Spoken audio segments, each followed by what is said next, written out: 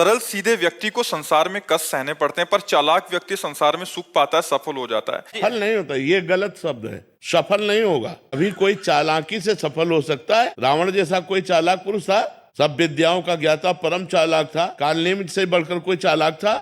पूरी संजीवनी बूटी जैसी ही द्रोणागिरी में हर औषधि को कर दिया और साधु बनकर बैठ गया। हनुमान जी ने मार डाला, राम जी ने रावण को मार डाला, रहा न को कुल रोवन हारा। चालाक पुरुष सफल कैसे हो सकता? नहीं, सीधा सरल पुरुष कष्ट पा सकता है, पर सफल सीधा और सरल सच्चाई पर चलने वाला हो। जैसे धर्मराज युधिष्ठिर बिल्कुल सीधे थे, यहां तक इतने सीधे थे कि युद्ध क्षेत्र में कल कौन सी रणनीति है वो जाके दुर्योधन सीधे पूछ लेता था। भ्राताश्री कल कौन सा चक्रव्यूह रचना है वो बता देते थे। इसीलिए भगवान दो बैठक करते थे, एक युधिष्ठिर के साथ और एक युधिष्ठिर से अलग। युधिष्ठिर के साथ जो बैठक की वो चक्रव्यूह रचना ही नहीं होगी, क्योंकि वो दुर्योधन को पता हो। इतने सरल थे कि वो आके पूछ लेते, वो पूरी बात बता देते थे। तो आप देखो विनाश किसका हुआ? चतुर चालाक, जिसके साथ शकुनी, दुशासन, कर्ण, दुर्योधन के साथ इतने चालाक, चालाकी की हद थे ये लोग। तो क्या ये लोग सफल हुए?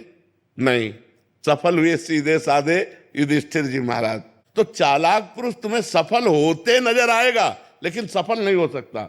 सीधा साधा पुरुष तुम्हें दुख भोगते नजर आएगा, लेकिन वो दुख भोगेगा नहीं, आगे चलकर वही विजय को प्राप्त होगा। थोड़ी यात्रा ऐसी है जिसमें संशय हो सकता है देखकर कि बेईमान, दुष्ट, चालाक, कपटी पुरुष उन्नति को प्राप्त हो रहा है और धर्मात्मा, ईमानदार दुख को प्राप्त हो रहा है। लेकिन परिणाम में जो सही चल रहा है उसका सही परिणाम होगा, और जो गलत चल रहा है उसका गलत परिणाम होगा पक्का। उसका पुण्य उसको साथ दे सकता है, लेकिन जो जीवन का परिणाम है वो ये पद नहीं है। मरोगे तो तुम्हारे साथ पद नहीं जाएगा, तुम्हारे साथ रुपया नहीं जाएगा, अच्छाई जाएगी, तुम्हारे सत्कर्म जाएंगे।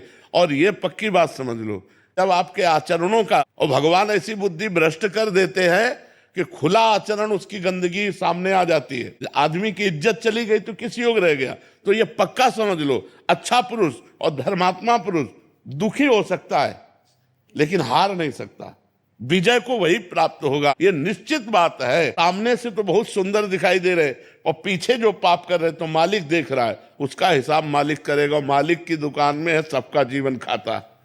पाई भर का भी चूक नहीं होती हमारे मालिक से, एक एक बात का हिसाब होता है। अगर हमने अंगुली भी उठाई है तो उसका भी हिसाब है कि क्यों उठाई और कैसे उठाई। परमात्मा सबको देख रहा है, इसलिए ये मत जानो कि कोई देख नहीं रहा है, हम अच्छाई कर रहे हैं, हमें बुराई पर बुराई मिलती चली जा रही, कोई हमारे देख नहीं। परमात्मा देख रहा है। और जो एक है कि मैं छल कपट बुराई से बढ़ रहा हूं, तो देख लेना तुम नष्ट हो जाओगे।